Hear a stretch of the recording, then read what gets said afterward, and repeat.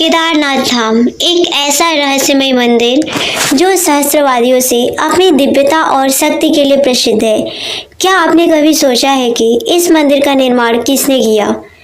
क्या यह सच है कि पांडवों ने अपने पापों से मुक्ति पाने के लिए इसे बनाया था, या फिर आदि शंकराचार्य ने इसे पुनः स्थापित किया? और सबसे बड़ा सवाल, कैसे यह मंदिर 400 सालों तक बर्फ में दबा रहा और फिर भी अड़िग खड़ा है?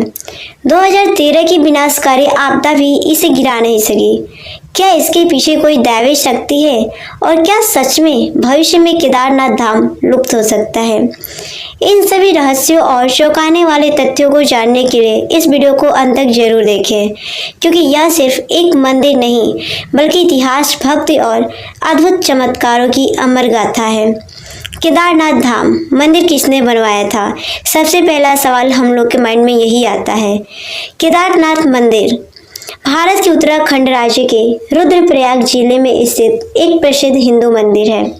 हिमालय की तलहटी में उत्तराखंड में बना केदारनाथ मंदिर 12 ज्योतिर्लिंगों के साथ साथ 4 धाम और पंच केदारनाथ में से एक है। यहाँ की प्रतिकूल जलवायु के कारण मंदिर दर्शन के लिए केवल अप्रैल से नवंबर तक ही खुला रहता है। हर साल लाखों भक्त न केवल देश से बल्कि विदेशों से भी श्री केदारनाथ धाम के दर्शन करने आते हैं, लेकिन बहुत कम लोग जानते हैं कि इस प्राचीन मंदिर और पवित्र तीर्थ स्थल को किसने और कब बनवाया। तो आज की इस वीडियो में हम आपको केदारनाथ धाम से जुड़े रहस्य, इसके निर्माण और पूरे इतिहास के बारे में विस्तार से बताएंगे। केदारनाथ धाम मंदिर किसने बनवाया? इसके निर्माण का कोई ऐतिहासिक प्रमाण नहीं है, लेकिन केदारनाथ धाम 1000 वर्षों से एक महत्वपूर्ण तीर्थ स्थल रहा है। पत्थरों से बना यह मंदिर कत्यूरी शैली में निर्मित है। कहा जाता है कि इसे पांडवों ने कुरुक्षेत्र के पापों से मुक्त होने के लिए बनवाया था। महाभारत के 18 दिनों तक चले भयंकर युद्ध को कौन नहीं जानता। इस युद्ध में सभी रिश्ते बलिदान हो गए थे, चाहे वो गुरु और शिष्य का रिश्ता हो, भाई का हो या चाचा भतीजे का। 18 दिनों तक लगातार इस युद्ध में भूमि पांडवों के खून से लाल हो गई थी। महाभारत का युद्ध समाप्त होने के बाद पांडव निश्चित रूप से विजयी रहे, लेकिन तब तक उन्होंने भी बहुत कुछ खो दिया था। युद्ध समाप्त होने के कुछ समय बाद जब सभी पांडव भगवान श्री कृष्ण के साथ बैठकर युद्ध के परिणामों पर चर्चा कर रहे थे, तो श्री कृष्ण ने उन्हें पश्चाताप करने को कहा। पांडव और भगवान शिव की कथा। श्री कृष्ण के अनुसार पांडवों ने ब्रह्म हत्या, गो हत्या, कुल हत्या और गुरु हत्या जैसे कई पाप किए थे। इसके लिए उनके प्रायश्चित की आवश्यकता थी। जब पांडवों ने उपाय पूछा तो भगवान कृष्ण ने उन्हें बताया कि केवल भगवान शिव ही उन्हें इन पापों से मुक्त कर सकते हैं। इसके बाद सभी पांडव भगवान शिव से मिलने के लिए काशी नगर गए, लेकिन भगवान शिव पहले ही जान चुके थे कि पांडव उनसे मिलने आ रहे हैं और उन्होंने इनसे मिलने से इनकार कर दिया। भगवान शिव पांडवों के पापों से बहुत क्रोधित थे, इसलिए वे काशी छोड़कर हिमालय की ओर चले गए। पांडवों ने काशी में भगवान शिव को हर जगह ढूंढा, लेकिन वे नहीं मिले।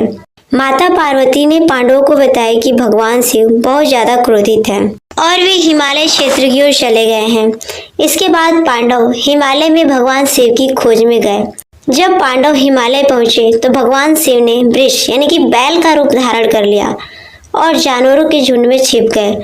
पांडवों ने इस झुंड में भगवान शिव को पहचानने की कोशिश की। भीम ने अपनी बुद्धिमानी से पहाड़ों के दोनों सिरों और पैर रखकर जानवरों को ढूंढना शुरू कर दिया। सभी जानवर भाग गए, लेकिन एक वृक्ष वहीं स्थिर रहा। भीम ने उसे पहचान लिया और वृक्ष का पीछा किया। वृक्ष रूप में भगवान शिव ने अपने शरीर को 5 भागों में विभाजित कर दिया।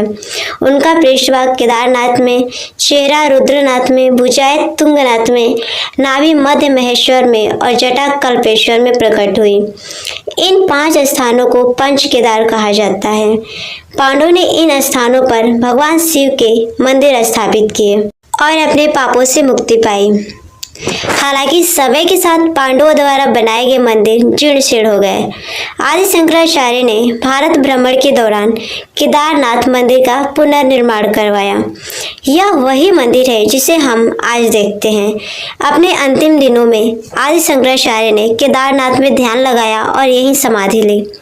उनकी समाधि आज भी केदारनाथ मंदिर के पास स्थित है। 13वीं से 17वीं शताब्दी के बीच केदारनाथ मंदिर 400 वर्षों तक बर्फ से ढका रहा। 2013 की प्राकृतिक आपदा में भी मंदिर के आसपास की संरचनाएं नष्ट हो गई, लेकिन मंदिर को कोई नुकसान नहीं हुआ।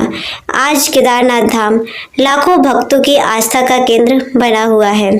तो दोस्तों, केदारनाथ धाम सिर्फ एक मंदिर नहीं बल्कि आस्था, इतिहास और चमत्कारों की एक ऐसी गाथा है जो सहस्त्रवादियों से चली आ रही है। चाहे पांडवों द्वारा इनका निर्माण हो, आदि शंकराचार्य द्वारा पुनर्निर्माण या फिर 400 वर्षों तक बर्फ में दबे रहने के बाद भी इसका अडिग खड़ा रहना, यह मंदिर हर युग में भक्तों के लिए श्रद्धा और आस्था का प्रतीक बना रहा। लेकिन क्या सच में भविष्य में केदारनाथ धाम लुप्त हो सकता है? क्या यह भविष्यवाणी सच साबित होगी या फिर भगवान शिव की यह नगरी युगों युगों तक यूं ही अधिक बनी रहेगी? यह सब समय के घर में छिपा रहस्य है, लेकिन एक बात तो तय है, केदारनाथ धाम का महत्व कभी समाप्त नहीं होगा, बल्कि आने वाली पीढ़ियों के लिए यह आस्था का और शक्ति का केंद्र बना रहेगा। अगर आपको यह वीडियो पसंद आई हो तो वीडियो को लाइक और शेयर जरूर कीजिएगा, ताकि इस तरीके की जानकारी और लोगों तक पहुंच पाए।